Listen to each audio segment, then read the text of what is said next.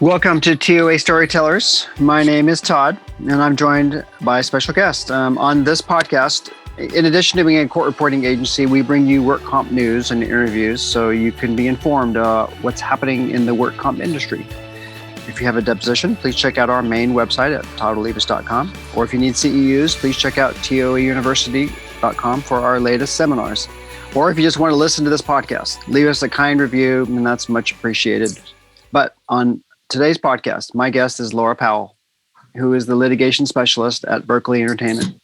And Berkley Entertainment is known for managing over 8,500 claims per year for some of the best-known teams in professional sports, high-profile special events, film, video, production, and entertainment venues.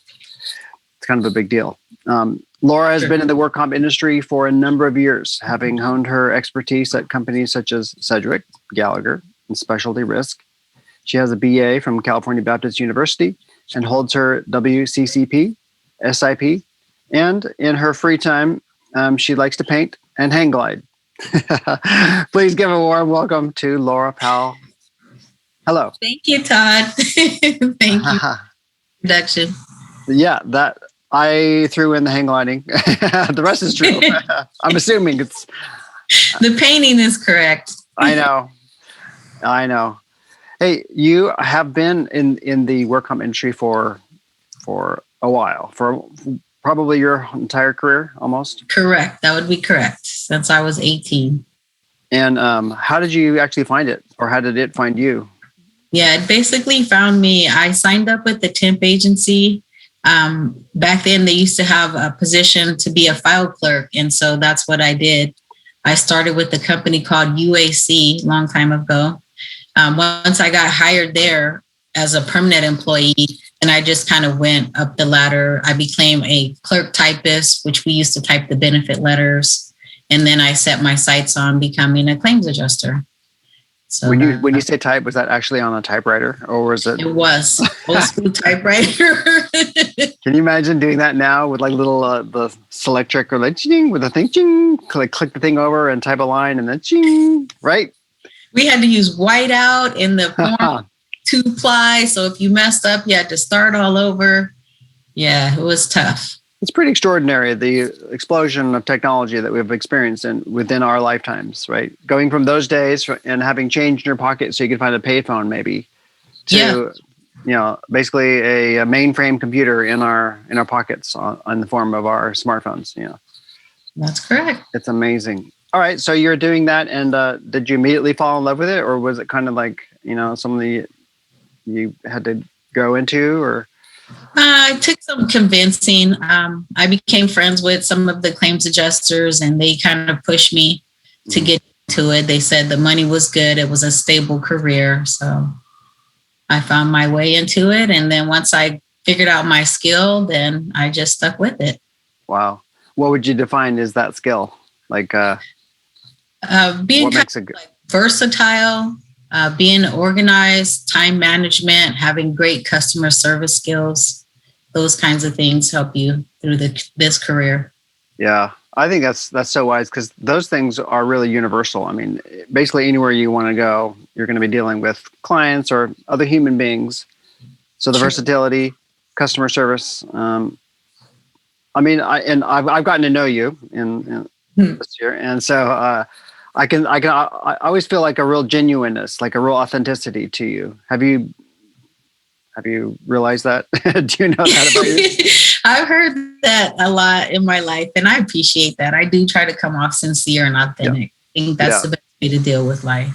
I think so too. I think, and it comes off from you in spades. So I can understand why you've risen to the top, over the course of your career, and it makes perfect sense, Thank you. So, but it has taken some twists and turns along the way. So you didn't stay there. What happened next? I think they ended up being purchased by another company, and then they went through a lot of layoffs and different changes with management. So I figured it was time for me to make a change. And then I went to a company, I think it was called Continental at that time. And then that company became Home Insurance. Mm-hmm. So I started back in 92 with home insurance. 1992. How do you personally deal with change? Like everyone hates, I think everyone hates change. There's a lot of fear around it. When you hear, oh my gosh, we got sold out. Did you hear it? It can cause a lot of panic in people, but how do you personally deal with it? I just accept change as a part of life. It's something that happens basically every day, either in small increments or in big ways. Mm-hmm. And figured having a positive attitude and just accepting it, trying to adapt to new principles, new skills, reinventing yourself if it comes to that. Those are the things that help you survive. Yeah. Along the way, can you cite some of the things that you've personally had to reinvent or, adapt or pivot, in order to... From a personal level, yeah. I remember I was working for a home insurance, I believe at the time, and I had gotten married. And then a few years later, we were having my son. And right at that time, my husband said, well, I want you to be a stay-at-home mom, so go ahead and quit. So I quit my job. So that was going to be new. And then I was having a new baby at that time. And then 9/11 happened and my mother died all at the same time. So you talked about a baby, a new job. Leaving a job, this crisis, and then losing my mother. That was a lot of change at one time. So I would say to get through that process, it had to take nothing but my love for the Lord to help me see how I could get through all of those things. Mm-hmm. In those times, you fell back on your faith in order to gain the strength, the inner peace and the strength. Most definitely, because that was a tough, and no one else had been through those things. So I didn't have a role model or someone I could go to and ask for advice, what to do and how to manage at that time. Mm-hmm. So I turned to the church. Going through those kinds of tough times where you really get tested, I think, do you agree that it kind of makes you stronger on the coming out end of it? Because it doesn't last forever. It's not always 9/11. It's not always this giant flux years. You know what I mean? But once you're done with it, it's like going to the gym. Like you've got new muscles to withstand greater. You agree with that? I definitely agree. It definitely increased my strength, my character, and my beliefs and my faith. Definitely. Wow. And you have a son, so that baby turned into a full-grown man, very artistic, I hear, right? Yes. He just as an aside, he's going to art school, right? Is that what you told me? Yes, Otis Art School, yes, in Los Angeles. That's amazing. To think that 9/11, which is still burned into my memory, in all of our memories, forever. Is already, let's see, it's 2020, 20 years ago, right? It's going to be 20 years ago. That's insane. It's gone 2 decades like that, right? Gone fast. Yeah. Life is short. and slow. And slow.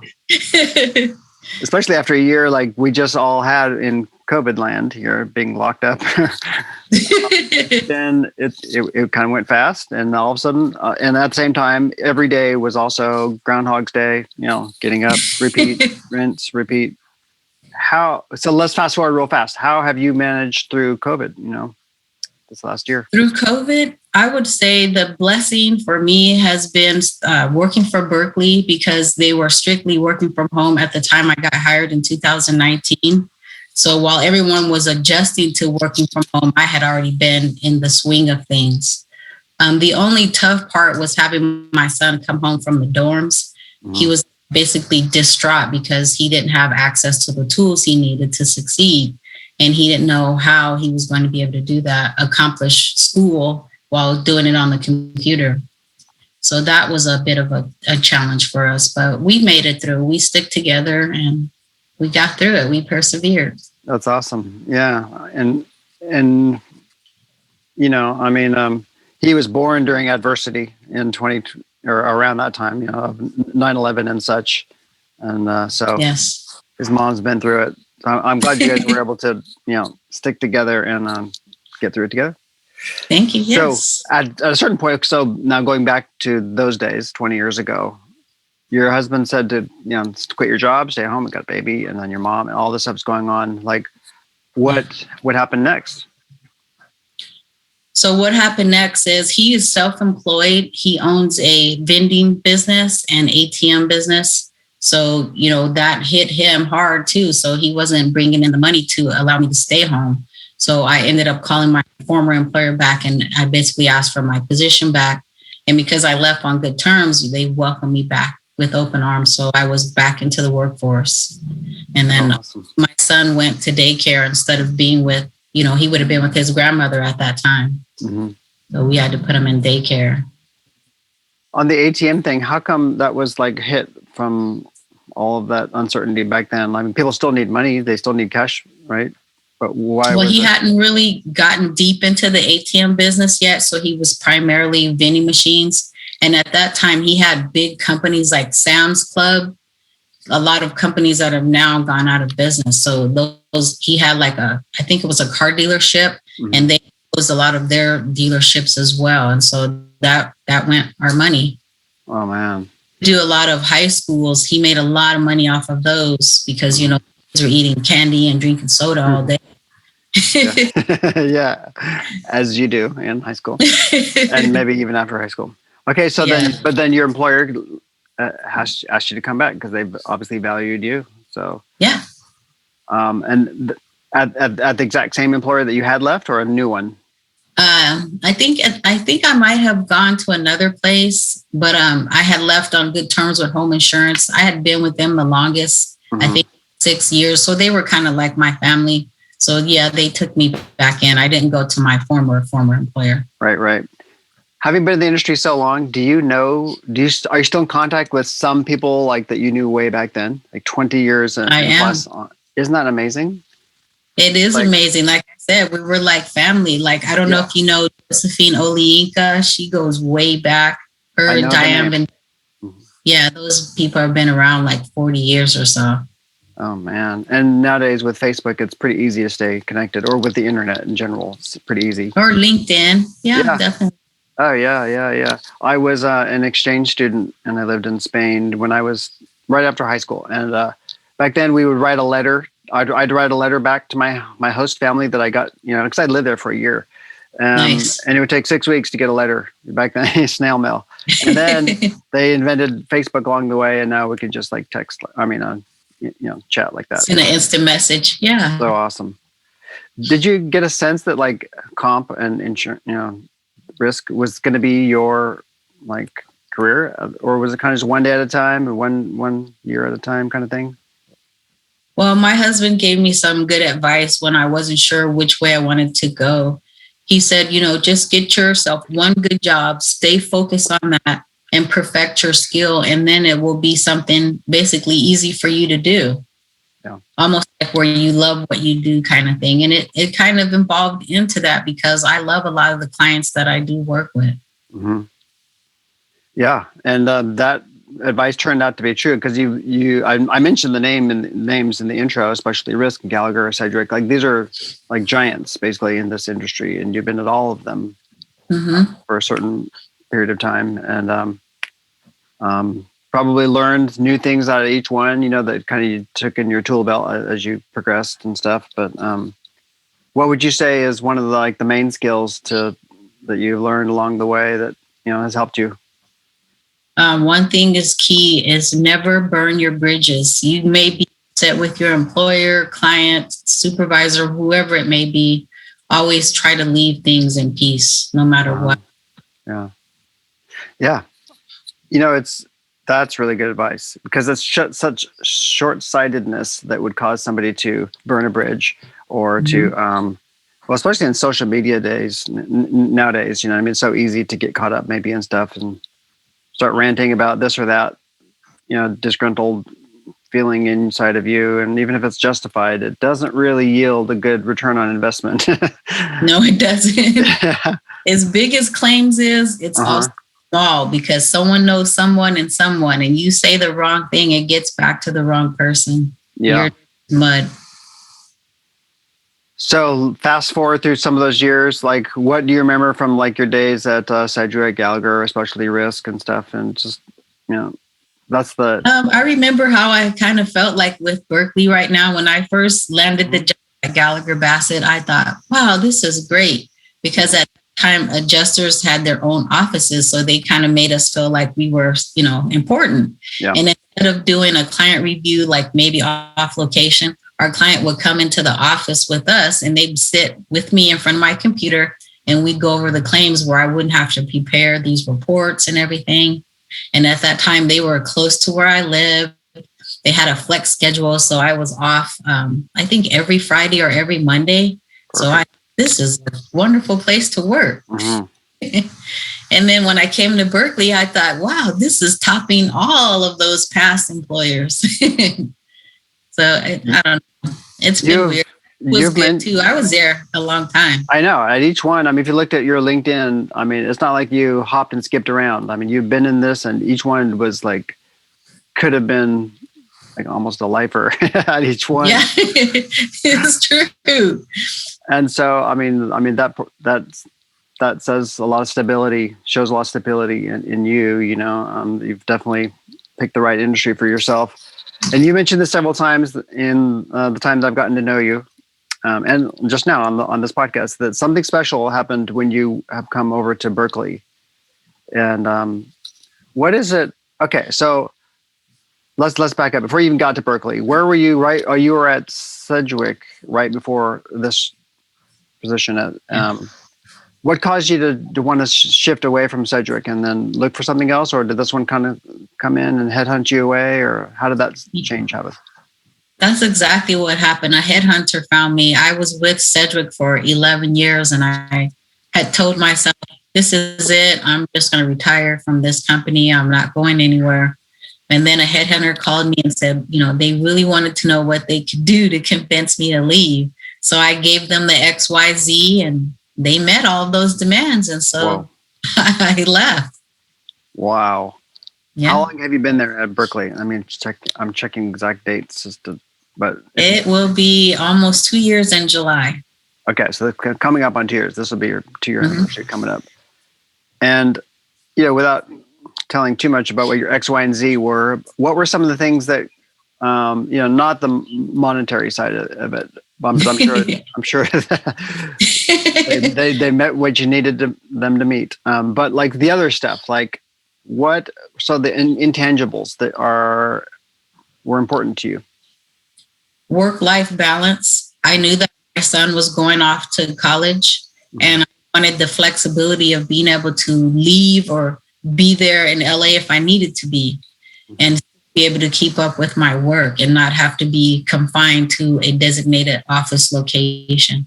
Mm-hmm. So it was huge for me, just having that freedom and flexibility, that they would trust me to work from home strictly without monitoring my every move, that they had confidence in my work. So I really appreciated that. Wow. That is huge. And then you were already teed up perfectly for when COVID and the pandemic hit. It was like, just another day. Walk into the office, already used to it. Mm-hmm. Did they set you up with a home office, like with a computer and everything, and like really deck you out and get it all going in the beginning? Yes, we have 2 monitors that hook up to a laptop, so I can take the laptop anywhere. But when I'm stationed here in my home office at home, it plugs up to the 2 monitors so I can see 2 different things on the screen. And then I have a desk phone that's also plugged into a docking station. So people aren't calling your cell phone or your home phone. they're calling your no. Phone that rings in. It's probably over the internet protocol, something like that. Right, exactly. How many files? Okay, well, did you get into this? Like, how many files were you used to having load, and then how many were they expecting you to handle, and what's that look like? So when I left Sedgwick, I think I had maybe 130 files, and when I came over to Berkley, it was like 300 files. And so if you think about the claim process, that number sounds huge. But you're dealing with a different client that doesn't have to do as many California activities as you would on a different sort of client, say like a Dollar Tree. Dealing with sports, they have a special kind of protocol. They're not really doing RFAs or treatments, and UR, IMR, those kinds of functions. It's more or less a depot, a med legal, and you settle. Mm-hmm. So the work process is a lot less, even though the number is higher in terms of files. Mm-hmm. Yeah, so that makes sense why you could go from 130-ish or whatever you said to in the 300s, like double, Yes. almost double. Because each one is got a shorter lifespan and the less moving parts, maybe. Right. Yeah, because these, as I said in the intro, these are teams of professional Hmm. sports teams, high profile special events. What's that like? Yes. Like concerts, like large concerts. What's They the do. special They events? do some of that. They do. They insure Tyler Perry Studios. Wow. So they have baseball, soccer. I do primarily football, the California teams, Rams, Raiders, 49ers, Chargers. But they Wow. have all the teams like the Vikings, you name it, they insure them. What's it like coming from dealing with, I don't know, the Dollar Tree kind of like level applicant, or, basically a normal human being versus dealing with like celebrity, high profile, highly paid, athletes and stuff? Like, what would you say is the difference? The difference is when you're dealing with Dollar Tree, they have more access to me. Mm-hmm. Whereas when with the professional football players, the broker and sometimes their agent kind of like comes as an in between so that they don't necessarily have to deal with me unless they want to.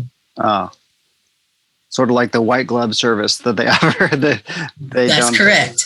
I mean, I don't know. Yeah, That's what happens. They'll that's interesting. sometimes they call their attorney, "Hey, I need this," and then the attorney call me versus them calling me saying, "Hey, Laura, I need such." I do get emails from time to time from different players, but it's not often. Wow. I don't even follow football, but I can imagine probably some of them are big names that even I would have heard of. Oh yeah, most definitely you would have. Pretty cool. And how do they usually do? Do they do depots, or do they try and avoid that kind of scenario? They do. Yes, because they have like us. They jump around from team to team. When their contract ends, they go play for another team. Right. They may get injured at the Chargers, and then who knows at the Vikings. So we set the depot up just to get a history of where they've been injured, where they've gotten treated, at any other prior jobs or experience. Wow. Well, you mentioned it to me in the past that like this is probably your favorite job you've ever had, favorite company you've worked for. Is that still true? Definitely. Really? Yes. Without a doubt. You also have to fly out to Texas sometimes, right? Like quarterly, or what was it? Yeah. That's correct. Every 3 months. Before COVID, we were flying out there. Mm-hmm. It was fun to interact with the employees and staff. They flew us out for a big Christmas party, treated us first class. So it's always nice. Wow. All right. So people are going to want to know, is Berkley Entertainment hiring? Not for your position, but to be your counterpart. I know. That's the thing. People don't really leave. So I can see why. Get that call. Yeah. It was like, this is the miracle call. But are there other people in your in litigation specialists in California? Like, do you have counterparts in other areas? Okay. My coworker, it's myself and one other person, and she lives here locally. Mm-hmm. I think it's either Marietta, and we both just specialize on the football team. Now we have 2 other examiners that work up north, and they do different accounts than we do. Oh, really? Yeah. Because you need to be able to take a vacation. You can't just all be on all 300 files or 300 plus all on your desk. Otherwise, true. So that makes perfect sense. True. Well, good. Hey, what are some of the hardest? Okay, so that's all the sweet part. That's all the good stuff about doing this job. What are some of the tough? What are some of the challenges? Honestly, I don't think they have any. What? It's perfect like job. To work. That's all I could say. Unless you just don't want to work at all. Yeah. There's really nothing too hard here. When I was going to school or whatever, I would have like Sunday night blues where I was like, oh, the weekend's over. Now I got to go. It's Monday. Now I'm all depressed and stuff, and I'll overeat, all the comfort food. But like, okay, do you have your version of any kind on Sunday night blues? Like you love this job. Because I'm waking waking up at my time, really. I wake up at 6:30. I flip the computer on. I'm in my pajamas. No one sees me. So working at my leisure. How hard is that? I get dressed up for a Zoom call whenever that's required. But otherwise, yeah. I mean, there's nothing to stress out over. Wow. Well, something tells me that you've been through enough where even if you had some stress, you have grown and you would withstand anyway. I see you as tough, humble, very authentic. In fact, and I took some notes on some of your advice. So this is my recap here. I wrote this for myself so I can remind myself of the good advice. Accept change as part of life. Yes. Stay positive, adapt, reinvent yourself. You had to do that. A lot. Yeah, a lot. Never burn your bridges. That's a good one. And finding that good work-life balance. And so I truly feel like you're blessed. I feel like that it hasn't been easy, but it's definitely been good and you've been blessed. And, I don't know, any final closing words of advice or wisdom for anybody who wants to get where you're at? You reap what you sow. Mm-hmm. You plant hard, you're going to get a good harvest. That golden rule, treat others, you want to be treated, it works every time. You treat your employer with respect, 9 times out of 10, they will respect you. You're a human, they are too. You tell them, basically what your limitations are, and they'll work with you or they won't. And then it's your decision to either stay or move on. Perfect. Excellent. Golden rule, wisdom, life advice from Laura Powell, everybody. And so with that, I just want to say thank you, Laura, for taking the time and wasting your time with me. But I do appreciate it. I know that people will be listening out there who want to get, where you're at, basically. And thank you for sharing that with them and with me.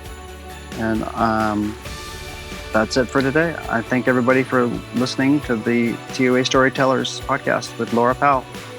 Thank you, Todd. Hey, it's Todd. I just want to let you know this T.O.A. Storytellers podcast episode is sponsored by my company, T.O.A. and Associates. We've been supplying court reporters for depositions since 2003. If you're an attorney and need a reporter anywhere in California, we've got you covered. We're on a lot of preferred vendor panels already, but if we're not on the ones you have, usually a simple inquiry from you to your TPA or employer does the trick. Or if you work at a TPA or employer, please ask your defense attorneys to give us a try on one of your files. We've been known to treat our clients like family, and we would love a chance to work with you next. To schedule a deposition, simply call 888-566-0253 or visit www.toddolivas.com. That's www.toddolivas.com. Thank you, and hopefully we'll see you at your next deposition.